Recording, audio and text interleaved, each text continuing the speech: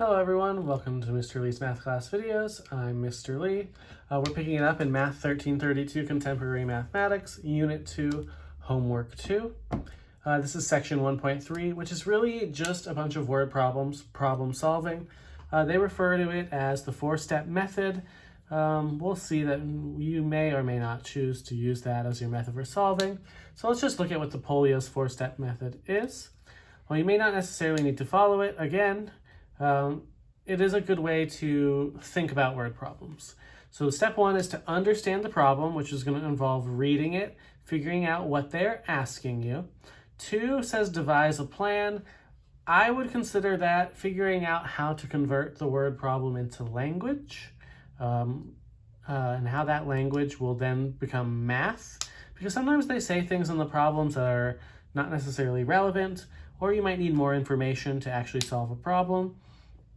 Once you recognize if you have the math that you need, you can solve the math equation to find solutions, and then look back and check your work and see if that makes any sense. So we're going to start by looking at word problems and seeing if we can identify if we need more information, or possibly what things that we are provided that we don't need at all to solve the problem. So let's start by identifying what additional information you might need to solve this problem. So if a student is saving $25 a week to buy a computer and they want to know how many weeks it will take for him to be able to afford this item, can we solve this problem right now?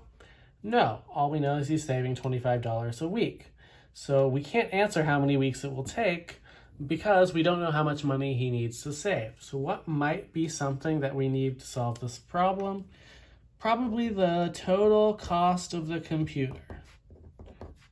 Once we had the total cost of the computer, we can figure out how many weeks of saving $25 it would take in order for us, or for the student, in this case, to buy the computer. And B is similar, so I will leave B for you to try.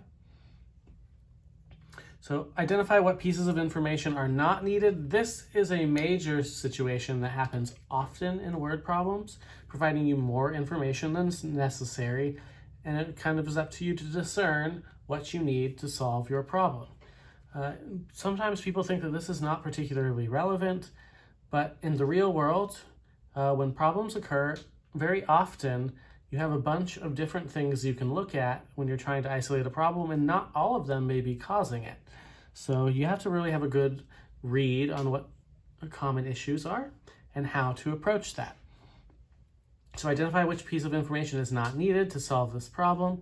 A stadium charges $10 for parking plus $1.50 per hour. The driver of a car left the parking lot after 5 hours and gave the attendant a $20 bill. How much did the garage charge? Okay, so to figure out how much the garage charged, we need to know how much they paid up front and for how many hours they paid the $1.50 an hour. So what in this problem is not necessary? Well, we actually don't care that the driver gave the attendant a $20 bill. That's not going to help us with figure out how much the garage was actually charging. We know, though, that the stadium charging $10 plus $1.50 per hour represents really 10 plus 1.5, or 150, times t. So this is our charge. Is the $10 from the start plus 150 times time. So we know that we don't need to care about the $20 bill because they'll give us change. But since that time was 5 hours, we can plug in the 5 to get that your garage charged $17.50. So while the $20 was sufficient to cover the cost, it had no bearing on what was actually charged by the garage. And B is very similar, so I'll leave that for you to practice. So the rest of this section is really just some examples of the types of word problems that you might have to figure out in this section, because it's just a bunch of relatively basic word problems, but sometimes they do provide more information than necessary.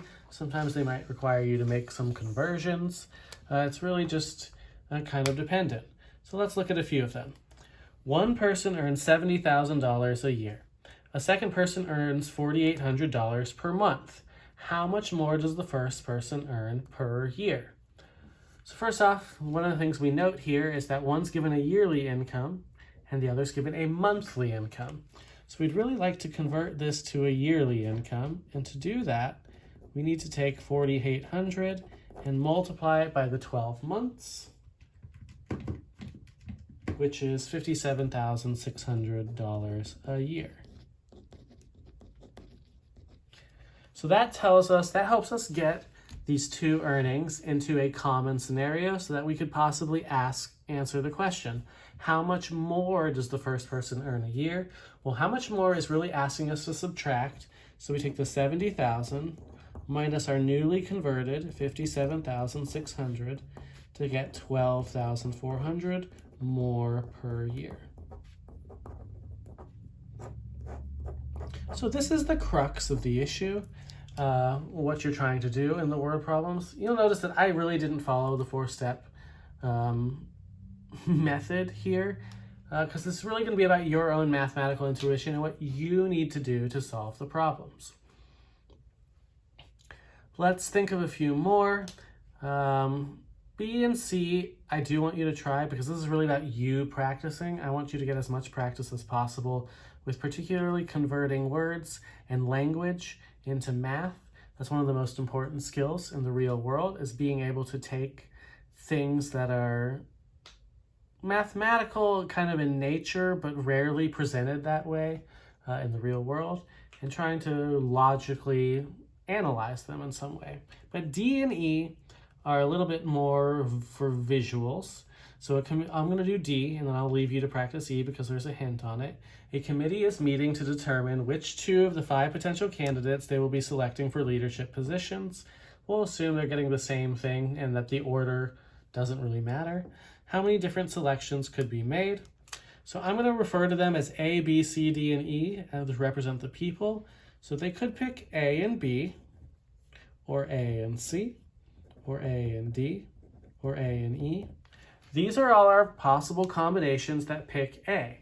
Now I can do this for each letter. The one thing I have to recognize is I don't need to do A and B and then B and A, because it's the same 2 people. So B really only needs to be combined with the other letters, BC, BD, and BE, because A and B is already here. Similar thing for C, but now it doesn't need to be combined with A or B, so CD and CE. And lastly, D and E. So I can look at how many of these there are just by writing it out and say there are 10 total different combinations of 2.